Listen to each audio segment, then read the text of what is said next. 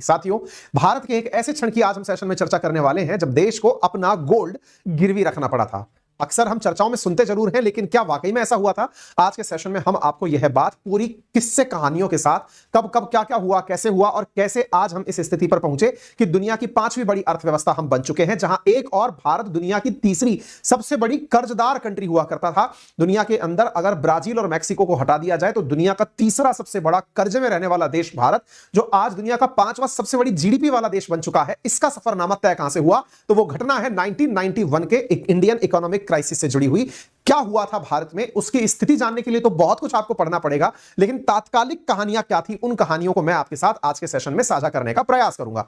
Indian express में 1991 में एक खबर प्रकाशित हुई थी। उस खबर के बाद ही भारतीयों को बड़ी मात्रा में यह पता चला था कि हमारे आर्थिक हालात इतने खराब हो गए हैं कि हमारे घर का सोना गिरवी रखना पड़ा है। असल में साथियों, इससे पहले तक किसी को यह जानकारी नहीं थी कि भारत सरकार कर्ज से निपटने के लिए अपने देश में जो संकट उत्पन्न हुआ रखा था 1991 में, उससे निपटने के लिए स्विट्जरलैंड की बैंक्स में सोना गिरवी रखने गई है। जब दूसरी बार हम गिरवी रखने जाने वाले थे, उस समय इंडियन एक्सप्रेस में यह खबर छपी कि secret sale of gold by RBI again, और 21,000 किलोग्राम का गोल्ड जो है वो लिफ्ट होकर के किसी सीक्रेट डेस्टिनेशन पर जा रहा था, जिसके बदले जो पैसा हमें मिलने वाला था, उस पैसे से हम अपने तेल का बिल चुकाने वाले थे। यह घटना जब बाहर आई, भारतीयों को समझो कि एक बार के लिए ऐसा लगा कि हमारा मान सम्मान गिरवी होने चला गया है। तभी तो भारत सरकार ने तत्कालीन प्रधानमंत्री नरसिम्हा राव जी के नेतृत्व में, मनमोहन सिंह जी जिस समय वित्त मंत्री हुआ करते थे, देश में एक बहुत बड़ा आर्थिक सुधार किया, जिसको आप लिबरलाइजेशन, ग्लोबलाइजेशन और privatisation, that is LPG reform के नाम से जानते हैं। और उसी का परिणाम, एलपीजी रिफॉर्म का परिणाम निकला कि आज देश की आर्थिक स्थिति आपके सामने है। आइए थोड़ा और लेकर चलते हैं। साथियों, कहते हैं कि यदि भारत अपनी नीतियों में परिवर्तन नहीं करता या भारत अपने अंदाज में अंतर नहीं करता, तो शायद जो श्रीलंका के हालात आज हैं, ऐसे हालात हमारे 31 साल पहले हो चुके होते। साथियों, आज आप हर दिन यह सुनते हैं कि श्रीलंका के अंदर रोड पर लोग जाम लगाकर खड़े हैं, सरकार के अंदर बहुत सारे लोगों को सरकारी जगह छोड़कर जाना पड़ रहा है। वही हालात पाकिस्तान के हम डिफॉल्टर होने की खबर में आपको सुनाते हैं, बताते हैं कि पाकिस्तान में 20 दिन का पैसा बचा है। ऐसे हालात बिल्कुल 1991 में इंडिया के थे। कैसे हम बाहर निकले थे यह तो जानना जरूरी है, लेकिन हम कैसे वहां पहुंचे थे यह उससे भी ज्यादा जानना जरूरी है। साथियों, अगर तात्कालिक कारणों की अगर बात की जाए तो असल में उस समय देश के पास में विदेशी मुद्रा भंडार यानी कि फॉरेन रिजर्व हमारे पास खत्म हो चुका था, लगभग खत्म हो चुका था, या यूं कह दीजिए कि हमारे पास 20 दिन का तेल खरीदने का पैसा बचा था। आप पूछेंगे, ले देकर तेल पर क्यों आ जाते हो जनाब? तो इसके बारे में भी जान लीजिए। असल मायने में होता कुछ यूं था कि भारत के अंदर जो भी फॉरेक्स का साधन था, वो मिडिल ईस्ट में काम करने वाले कामगार बड़ी मात्रा में थे। लेकिन उसी समय 1990 में गल्फ में संकट उत्पन्न हुआ, खाड़ी संकट उत्पन्न हुआ, गल्फ के अंदर युद्ध शुरू हुए, अमेरिकी वॉर शुरू हुआ, बड़ी मात्रा में भारत के लिए कामगार लौटकर वापस आने लगे। विदेशी मुद्रा का जो बड़ा सोर्स हमारे लिए गल्फ के लोग हुआ करते थे, गल्फ में काम करने गए भारतीय लोग हुआ करते थे, उनकी वजह से विदेशी मुद्रा आना बंद हुआ, और गल्फ जब वॉर में इन्वॉल्व हुआ तो हमारे लिए जो तेल वहां से आता था वो कई गुना महंगा हो गया। उसकी वजह से जो बिल हमारे सामान्य तरह से, मान लीजिए 100 रुपए का बिल बन रहा है, वो बनकर 250 रुपए का हो गया। यानी जो इंपोर्ट हमारे $2 बिलियन के हो सकते थे वो $4 बिलियन के हो गए, यानी कि हर चीज डबल में कर गई। अब ऐसी स्थिति में क्या हो रहा था, कौन सी सरकारें थी, फिलहाल के लिए उनका भी जिक्र कर लेते हैं। असल में जिस समय ये सारा खेल चल रहा था, देश में चंद्रशेखर सरकार थी।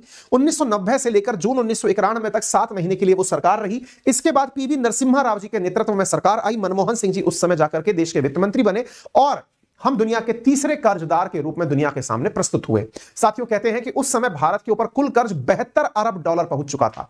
दुनिया में ब्राजील और मैक्सिको के बाद में तीसरे सबसे कर्जदार लोग हम थे। हमारे ऊपर इतना कर्ज था, लोगों का भरोसा सरकार और अर्थव्यवस्था से खत्म होने लगा था, महंगाई बुरी तरह बढ़ रही थी, राजस्व घाटा बढ़ रहा था, चालू खाते के अंदर दोहरे अंक का घाटा होने लगा था। खाड़ी युद्ध ने उस संकट को तात्कालिक रूप तो दिया था, लेकिन वास्तविकता में उससे पहले के कारणों को भी हम भुला नहीं सकते। असल मायने में भारत ने जब एज ए स्वतंत्र राष्ट्र 1947 में कदम रखा, उसके बाद से देश ने लगातार 3 बड़े युद्धों का सामना किया। 2 बार पाकिस्तान के साथ हमारे युद्ध हुए, उसके अलावा 1 बार चीन के साथ हमारा युद्ध हुआ।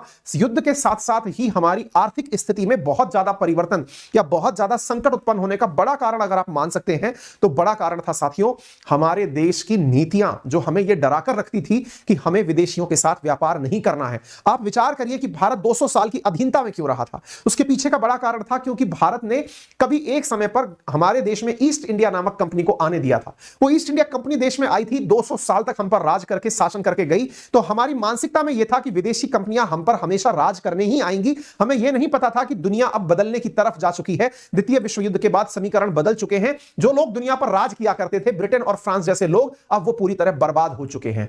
हम लोगों को डर अभी तक वैसा ही था। हमें नहीं पता था कि आने वाले दौर में अमेरिका दुनिया पर राज करने के लिए खड़ा होगा। खैर कोई नहीं, भारत अपनी उसी साइकोलॉजी के साथ में आगे बढ़ रहा था। भारत में डर उतने ही थे, लोगों के अंदर उतना ही भय था, और यही कारण था कि जो भी सरकारें बनी वो कहीं ना कहीं रशियन साम्यवाद से काफी प्रभावित थी, समाजवादी नीतियों को लेकर आगे चल रही थी। हर प्रकार की संस्थाओं और व्यवस्थाओं के ऊपर सरकारी नियंत्रण को बड़ा नियंत्रण माना जाता था।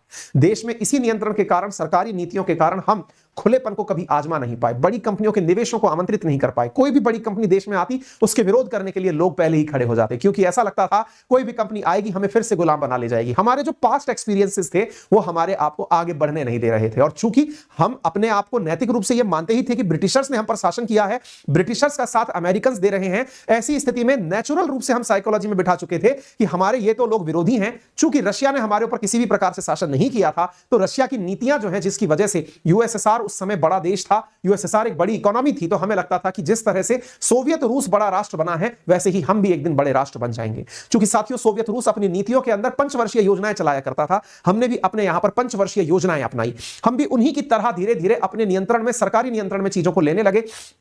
बहुत सारी बैंक जो खुली वो सरकारी नियंत्रण वाली बैंक खुली, बहुत सारे उद्योग धंधे जो शुरू हुए वो सरकार ने शुरू किए, बहुत सारे डैम परियोजनाओं का निर्माण हुआ वो सरकार ने किया। इस तरह से सरकार के द्वारा बिल्कुल सोवियत की तरह, हम ये नहीं कह सकते कि हम साम्यवादी हो गए थे, लेकिन हम ये भी नहीं कह सकते थे कि हम पूंजीवादी हो गए थे। हमने एक नया टर्म दिया, दैट वाज समाजवाद। लेकिन उस समाजवाद के अंदर बहुत हद तक हम लोग एक तरह से डिफेंस प्ले कर रहे थे कि हम पूंजीवादी नहीं है साहब, हम पूंजीवादी नहीं है और हम साम्यवादी होना नहीं चाहते। हमने मध्यम मार्ग अपनाया है। हमारे देश के अंदर कुछ एक जो उद्योगपति हैं, टाटा बिरला जैसे लोग, इनको तो हम प्रमोट करेंगे, गांधी जी के ट्रस्टीशिप सिद्धांत को मानते चलेंगे। अर्थात उद्योगपतियों को मोटिवेट किया जाएगा कि आप अपनी आवश्यकता का धन ही अपने साथ रखें, बाकी धन आप सरकार को दे दें। तभी सरकार ने हाई इनकम टैक्स बढ़ा दिया था। टैक्स के अंदर बहुत ज्यादा रेट, इतनी ज्यादा हाई कर दी थी कि इस टैक्स के माध्यम से पूंजीपतियों से उनका धन ले लो और उसे गरीब जनता के अंदर गरीबी हटाओ के नाम पर बांट दो। सरकार ने इस तरह की नीतियां बनाई कि जो भी उद्योग धंधा शुरू होगा सरकार शुरू करेगी, जो भी नई फैक्ट्री डलेगी सरकार डलेगी। लोगों का निर्णय जो है, यानी लोगों की जो स्थिति है वो सरकार पर बहुत ज्यादा निर्भर करने लगी। सरकार पर जो अति निर्भरता थी उसने हमें अपने आप को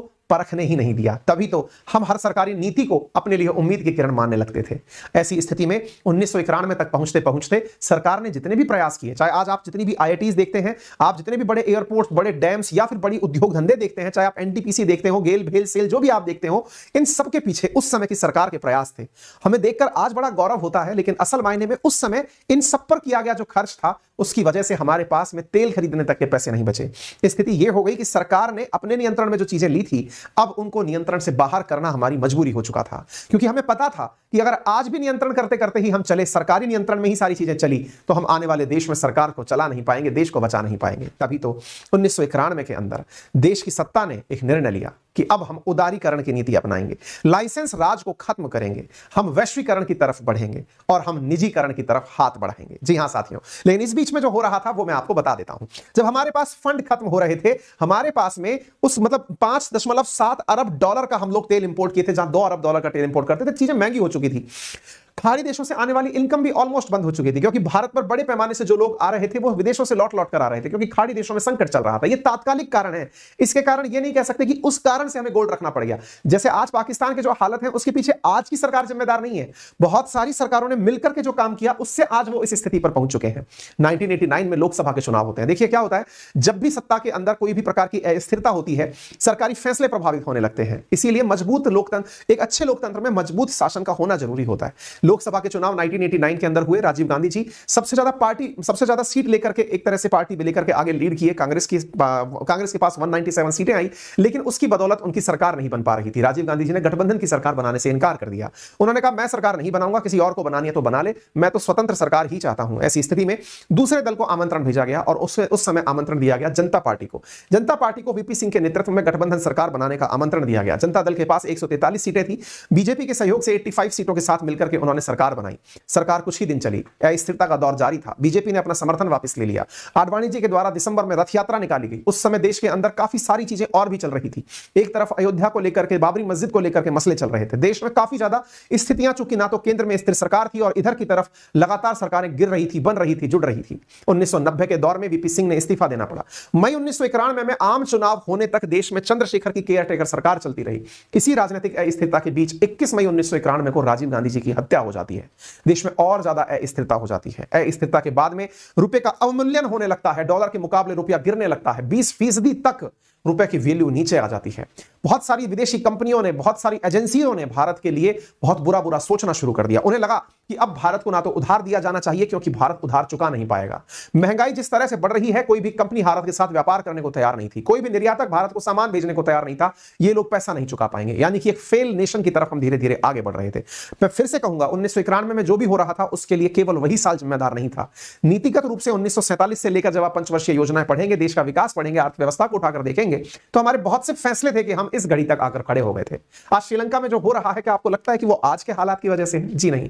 बहुत समय पहले जब उन्होंने चाइना को अपने आमंत्रण दिया था, वो एक बड़ा कारण था, लेकिन नहीं माने। अब जो भविष्य में नेपाल में होगा, उसके लिए आज की सरकारों को अगर नहीं समझाया जाए, लेकिन होता क्या है ना, लोकतंत्र की एक सबसे बड़ी मुसीबत क्या है, समटाइम्स सरकारें अपने आप को सरकार में बनाए रखने के लिए लोक लुभावने वादे कर देती हैं।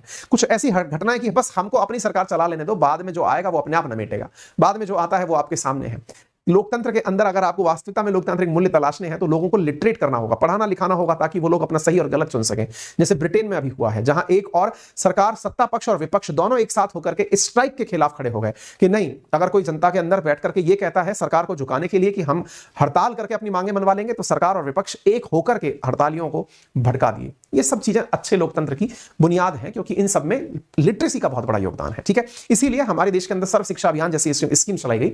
अब साहब धीरे धीरे चीजें आगे बढ़ने लगी। विश्व बैंक जैसे IMF ने भी सहायता रोक दी, सरकारें अब निवेश करने के नाम पर डरने लगी। बहुत सारी दिक्कतें भारत को उस दौरान देखने को मिलती रही। कोई नहीं साहब, अब क्या होता है साथियों कि देश के अंदर 67,000 किलो सोना रख करके हमने अपने बिलों को भरने का नियंत्रण किया। 1991 के अंदर का समय है जब भारत ने यशवंत सिन्हा जी के नेतृत्व के अंदर, जो कि उस समय वित्त मंत्री हुआ करते थे और चंद्रशेखर जी प्रधानमंत्री थे, अंतरराष्ट्रीय एजेंसियों ने भारत की रेटिंग को जब बुरी तरह गिरा दिया, कहा कि भारत डिफॉल्ट हो जाएगा। हमने अपने गोल्ड को गिरवी रख करके लगभग कुल मिलाकर के हमने 20 मैट्रिक टन यानी 20,000 किलो सोना को गिरवी रखा, और उसके अंदर से हमें मतलब जो पैसे मिले उससे हमको लगभग 20 करोड़ डॉलर के आसपास धन मिला था। उससे हमने अपने कुछ दिनों के बिल चलाए।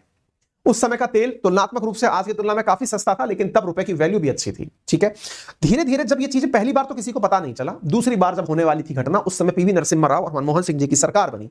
फिर एक बार स्थिति और ऐसी पैदा हो गई कि लगभग 47 टन सोना हमें गिरवी रखने का फैसला करना पड़ा।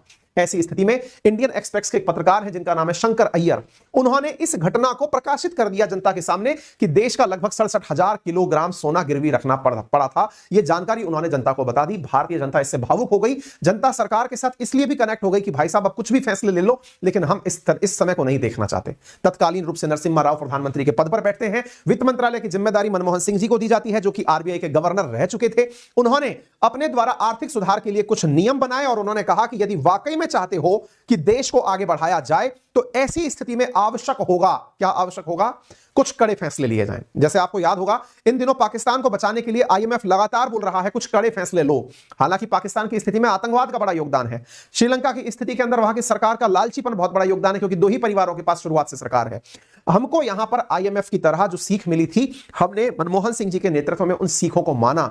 और मनमोहन सिंह जी ने आज के दिन, यदि कि मैं कहूं कि 1991 में जो भी दिन रहा होगा, उस दिन उन्होंने कहा कि हमें बहुत सारे आमूलचूल परिवर्तन करने होंगे। जैसे हमें एक्सपोर्ट इंपोर्ट को लेकर के अपनी पॉलिसी में बदलाव करना पड़ेगा।